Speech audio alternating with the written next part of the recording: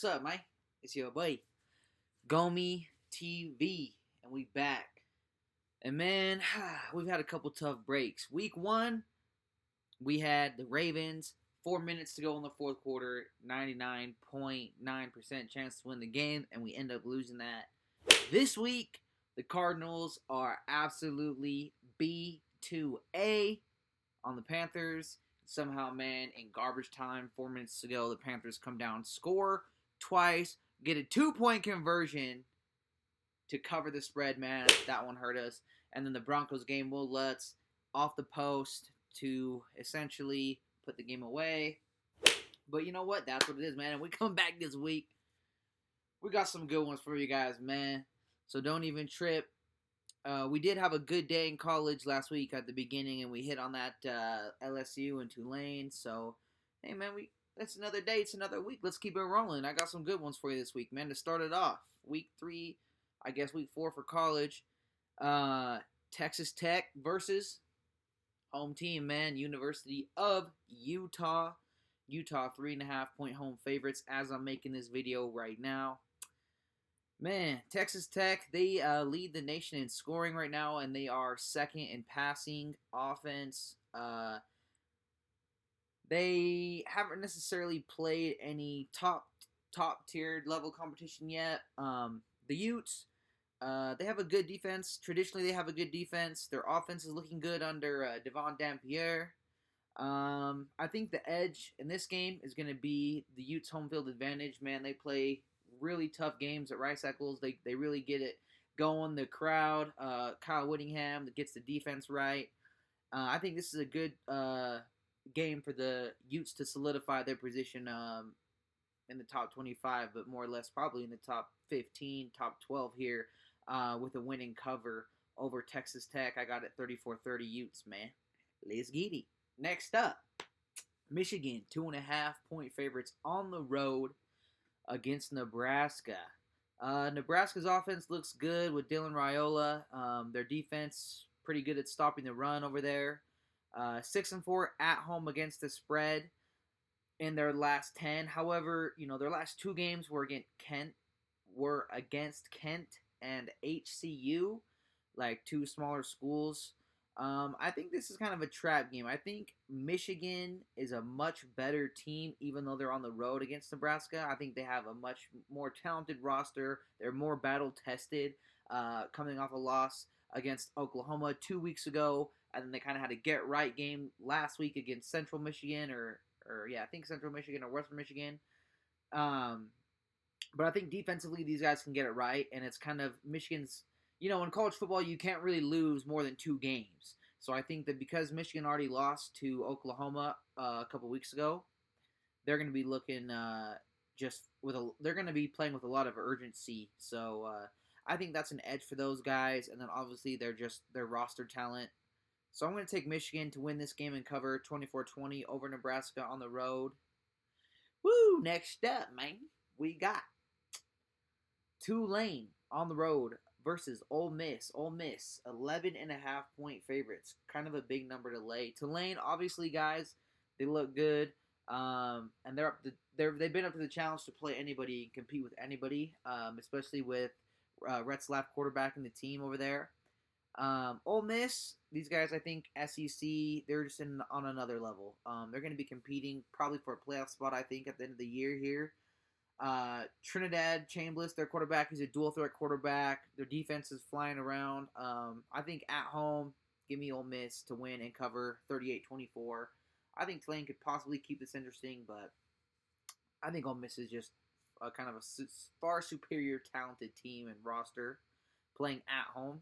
So give me Ole Miss, man. Next up, Auburn versus Oklahoma. Oklahoma 6.5-point home favorites. Auburn, they look good. We've had them on talked about them a couple times already early on in the season. Arnold, he's been a good quarterback for them. Haven't really faced a top 10 team like Oklahoma, caliber of that team. I think Oklahoma's defense is serious. Obviously, John Mateer, quarterback in Oklahoma, he's been great. Dual threat, pass and run. Auburn has a good pass rush, But I think that when you have a quarterback like Mateer, he can get the ball out of his hands and he's a dual threat. He can kind of mitigate that. It is a revenge game for Arnold to come back and play against his old school at Oklahoma. I don't want to put too much stock into just a revenge game. Sometimes it can kind of have like the reverse effect where it puts a lot of pressure on that player to try and come out and like be a Superman when he just got to play his game. I think the bigger edge in this game is just Oklahoma at home advantage. And I think they have what it takes to cover this game 27-17. I think Jackson Arnold is going to kind of be under a lot of pressure, and he's going to struggle with that Oklahoma defense, kind of a higher caliber defense he hasn't faced yet. Next up, man, I like this one right here. Florida on the road against Miami. Miami laying 7.5 points. Miami, obviously explosive offense. Carson Beck he's been looking kind of better and better in my eyes each week. I wasn't really that big on him, but he's kind of proving me wrong each and every week. They have Fletcher at running back down there in Miami, and he's been an absolute terror, man, running people over, busting out big runs, big play guy, explosiveness. Florida, on the other hand, kind of underwhelming. A lot of hype behind their offense, and DJ Lagway hasn't really met expectations. They've had a lot of turnovers. Obviously, last week he threw 5 interceptions against LSU. It's a crazy number. I think this one's kind of a simple one. Miami, just way better looking team at home. I think they're going to show up to play a interstate kind of rivalry game. Give me Miami 37-20. I think this is an easy cover for these guys. Next up, man, Arizona State on the road against Baylor. Baylor laying 2.5 points. This is going to be a good game, man. A really good quarterback battle between, I think, Sam Levitt and Sawyer Robertson. A couple guys leading their offenses up and down the field. ASU, they do have a good run game established and a good defense that's only been allowing 19 points per game to opponents. However, they really haven't played anyone. They've kind of played a lot of lower-ranking schools and FSC schools. So Baylor, in terms of strength of schedule, has already played a lot higher-ranking opponents as far as Kansas State and Duke and just some of the better higher-level schools. I think at home, Baylor, Sawyer Robertson can lead these guys to win. This should be a really good, interesting game. I'm excited to watch it. At the end of the day, man, I got to take Baylor, home team. Sawyer Robertson, he's been playing great. 33-27, I got this one playing out. Give me Baylor to win and cover at home. Next up, last one on the college slate this week, man. I kept it kind of short. Illinois versus Indiana. Indiana 5.5-point home favorites. For me, these guys, both of these teams, it's kind of a prove-it game for me. I think they're kind of a good matchup. Altmaier for Illinois, he's looked good. He had a decent game against Duke. Indiana's defense looks pretty good. I think the edge on this one is just going to go to Indiana at home. More talented roster with a home field advantage. I think that's going to just give Indiana what they need to win and cover on this game, man. So give me Indiana at home to cover 27-20. And let's move on to the NFL, man. What y'all been waiting for. Thursday night, Dolphins on the road against the Bills. The Bills laying 11.5 points. The Bills so far this year have looked amazing, man. I thought they were not going to look that good. They have the number 2 offense overall. Great defensive front. The addition of Bosa is going crazy for those guys, man. 4-1 against the spread in their last 5 home games. Buffalo. Miami 0-2, obviously not looking good. Or they're 1-1. They're 0-2 on Thursday night matchups. Just not looking good. Struggles everywhere. Offensive line, I think they're like giving up the second most sacks in the league right now. Had some flashes over this last week, but just not in a good condition at all. And a bad matchup for them on the road, I think. Give me the Bills to win and cover this one comfortably, 37-17. Next up, we got the Colts. Indianapolis Colts, 4.5-point road favorites against the Tennessee Titans. Titans, another one of those teams, offensively struggling, only averaging 19 points per game. I think just under 20 points per game, giving up a lot of sacks. I think they've given up the most sacks to Cam Ward.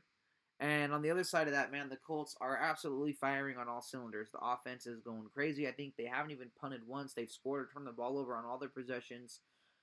Colts 4-1 against the spread in their last 5 games. Titans right now are just looking at a horrible number against the spread. I think so far, if you just go off the eye test of what we've seen from the Colts and what we've seen from the Titans, this one has just got Colts all over it to win and cover 30-16, man. Give me the Colts.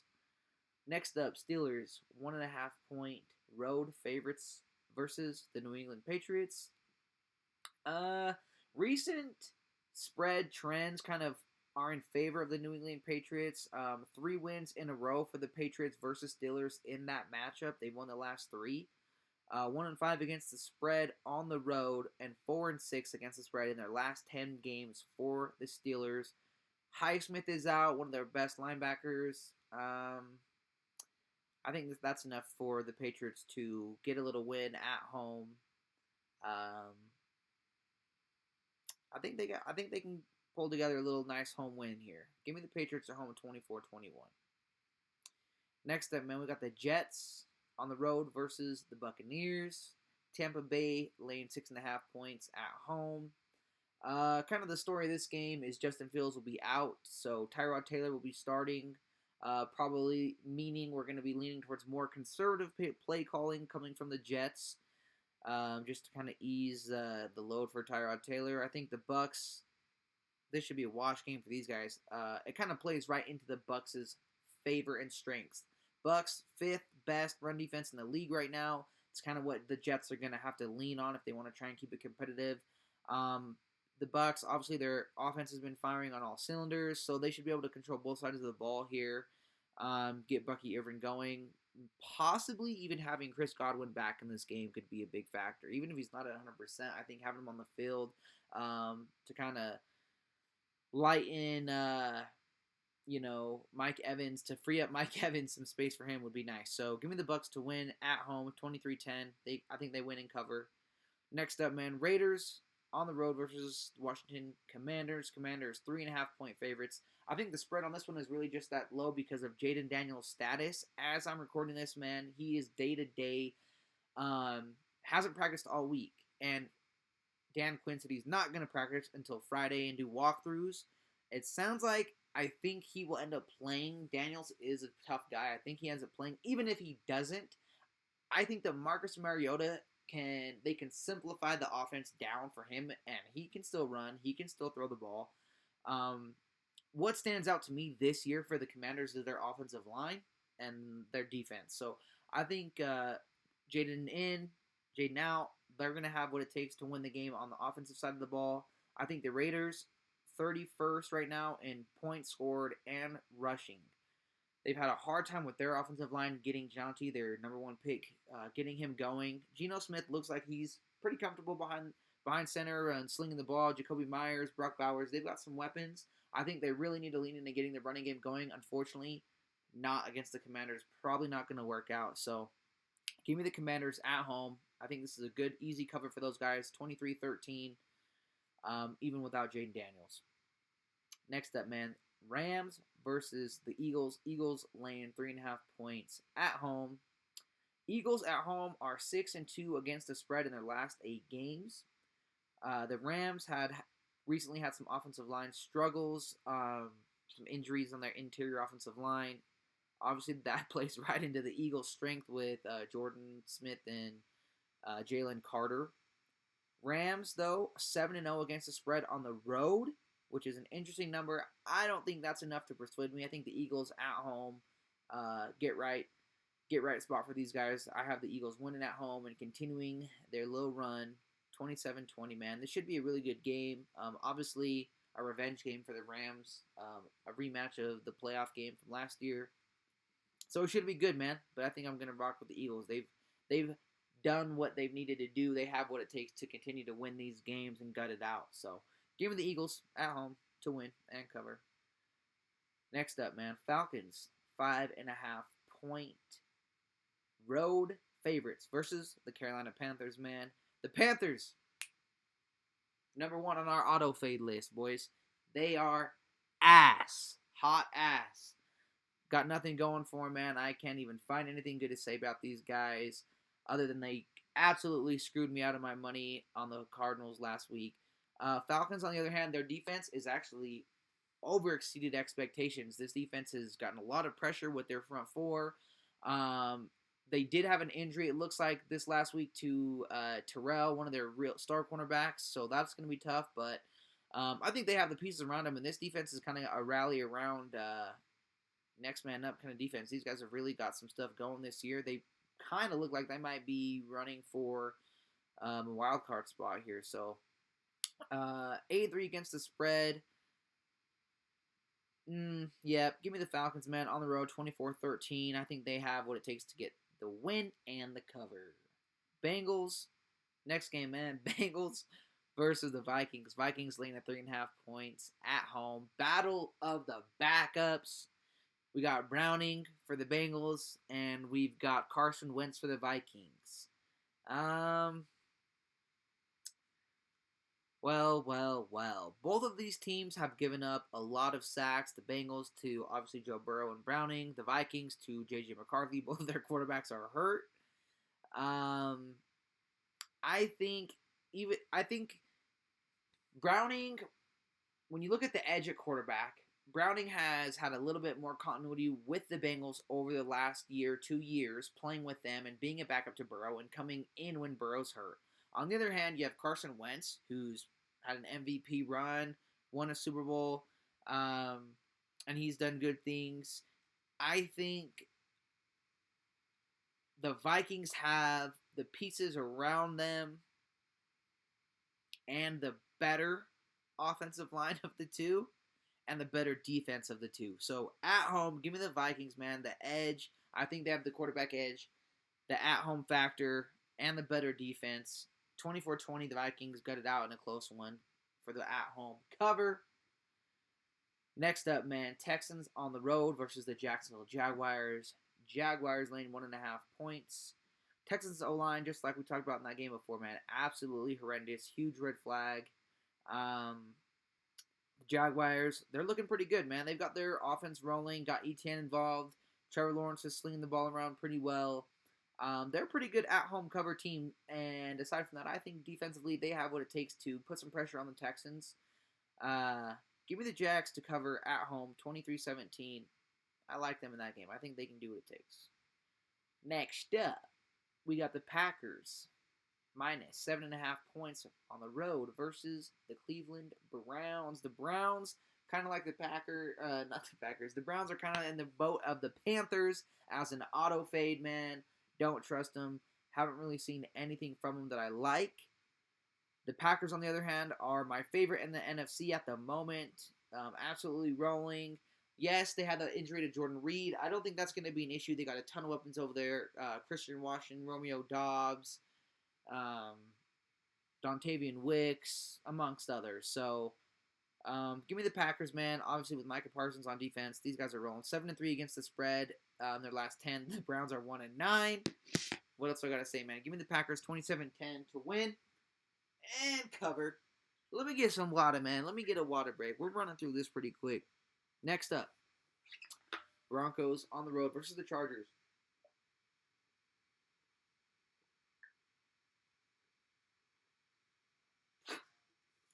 Chargers laying 2.5 points at home. Wow, these two teams, this has kind of been interesting. Obviously, for Denver, some offensive struggles. Their defense kind of not meeting the expectations of being the number one defense this year. The Chargers, on the other hand, what I thought was going to be a run-heavy, smash-mouth football team has kind of been a air it out and then bend don't break defensively. So different than their kind of what they've been in previous years under Harbaugh. Denver 6-4 against the spread in their last 10, and the Chargers are 7-3. Just going strictly off the eye test, man. I think this is going to be a divisional game. It's going to be a close, gutted out game, but I do think the Chargers at home have the better edge at home and the better quarterback right now. Justin Herbert right now as he's playing. Give me the Chargers to win and cover 27-23. The Broncos have broken my heart the last 2 weeks, man. Can't let them do it 3 times in a row, man. Give me the Chargers, Speaking of broken hearts, man, we got the Saints on the road against the Seahawks, man. The Seahawks laying 7.5. Hey, man, Seahawks laying 7.5 for a reason. They look good. Sam Darnold's looked good over there. Their defense their defensive secondary has played really well. They do have some injuries to their secondary. Seattle. The Saints, on the other hand, they've kind of been a hang in their team against the Cardinals. We were marching down the field. We almost got the score to cover at the end of the game, but we didn't. Same thing last week against the 49ers. Kind of hung in there. Couldn't really piece it together at the end of the game there. But this week the Saints cover, man. I give you my word. Spencer Rattler. Garbage time touchdown to make the Saints. We might not win, but we only going to lose by 5 or 4 or a goofy number. The Saints are covering this game. Promise y'all that. Let's get it. Saints cover 24-20, whatever. We might lose, but we're going to cover it this week for sure. Skis. Next up, man. Another divisional game, man. The Arizona Cardinals versus the 49ers. 49ers laying 1.5 points. This game, another quarterback toss-up. Obviously, Kyler Murray for the Cardinals. He's been looking pretty good. For the 49ers, it looks like Brock Purdy's day-to-day. Might sit out. He might play. I think either way, with Mac Jones, obviously against the Saints, he looked good. I think the 49ers... Mac Jones and Brock Purdy are interchangeable quarterbacks in my eyes. I don't really give one or the other a big edge. Maybe Brock Purdy because he's got more reps with the first string. But defensively, I think the Cardinals have been playing really good defensively. Obviously, the 49ers have a pretty decent defense. Cardinals 7-3 against the spread in their last 10 games. The 49ers 3-7. So that's the edge, I think, right there. In their last 10 games, obviously, when you're this early into the season, we're just looking at the 2 because the other 7 to 8 games that it's pulling are their end of last year, right? So some of those could be misconstrued numbers there. But either way, I do like what I've seen out of the Cardinals, especially their secondary, the addition of Will Johnson. So I think they'll make some big plays on the road, giving the Cardinals to win this game outright. Underdog, upset, man. Cardinals win 23-21. Close game. I think they edged out. Give me the Cards. Next up, man, we have the Cowboys. 1.5 point favorites on the road against the Chicago Bears. I hate the Cowboys. I hate betting on the Cowboys. I hate betting against the Cowboys. I don't ever know what to expect with this team. I think it's because they have a terrible coach, but they have so much talent on their roster that it's like some games they can just come out and compete, and then some games they let Russell Wilson throw for fucking 450 yards. So, I don't know. Bears, they have a lot of defensive injuries to some key players on that side of the ball, which plays kind of into Dallas's favor. Dallas obviously going to like to air it out to CeeDee Lamb, George Pickens, Ferguson. And Dallas has had a good run game going. Their offensive line has actually looked really strong. Obviously, their defense has kind of been the falling point of that team, obviously letting the Giants score 30 points on them.